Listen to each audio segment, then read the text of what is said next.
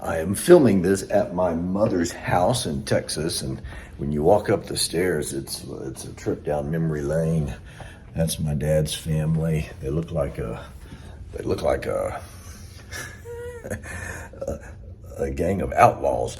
Here's my Greek family from, years ago. My Greek grandparents, there's the picture of them getting married.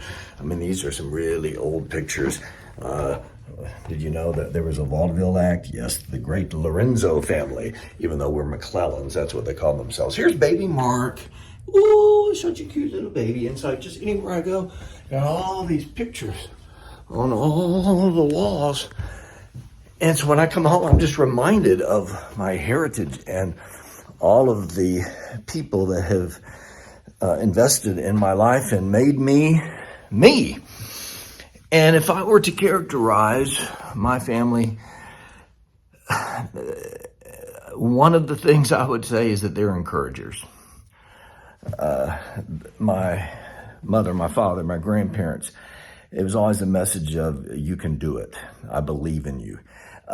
It was a blessing to grow up in a place where I was surrounded with an atmosphere of encouragement. And did you know that's what we're called to do as believers? The scripture tells us in our passage today, Hebrews chapter 3, verse 13 says, encourage one another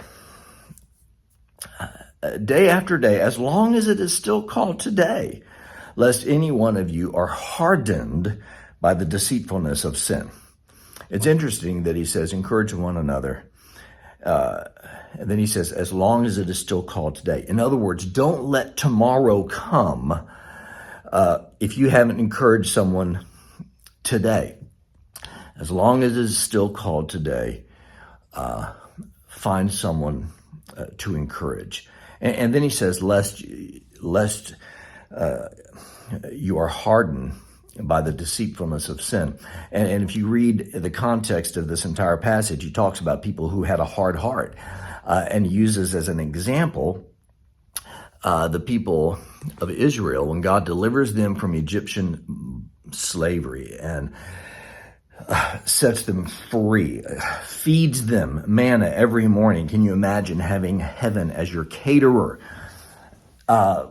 Tells them your clothes won't wear out. I'm going to meet your needs. I will guide you with a pillar of cloud by day and a pillar of fire by night. When it moves, you move. When it stops, you stop. They were so incredibly blessed and rebellious.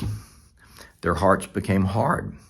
That's what the writer of Hebrews says, and uses them as a warning. And it even mentions the 40 years that they had to wander in the wilderness, could not enter the promised land. And yes, they were being fed manna every day, but they could have been in the promised land eating pomegranates and figs and honey and grapes and all of the things that the promised land has to offer. And so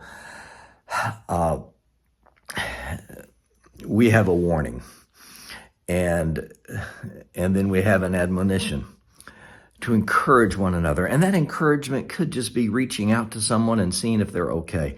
But also we're encouraging one another to live for Christ. We're encouraging one another to be fully surrendered to God, to wholeheartedly follow the Lord, lest we fall into the deceitfulness of sin and get a hard heart. So I want to encourage you today to follow Jesus fully, to be recklessly abandoned in the way you serve your God. And if you have people in your life that have been an encouragement to you, thank God for that. But then, why don't you look for someone who you can encourage? Why don't you become one of those people to encourage others? And it's more than just saying, you are so good looking, you are so smart, you are such a winner. That's terrific to hear. But more than that, we should encourage one another to be something, to live for Christ, to follow him with all of our hearts.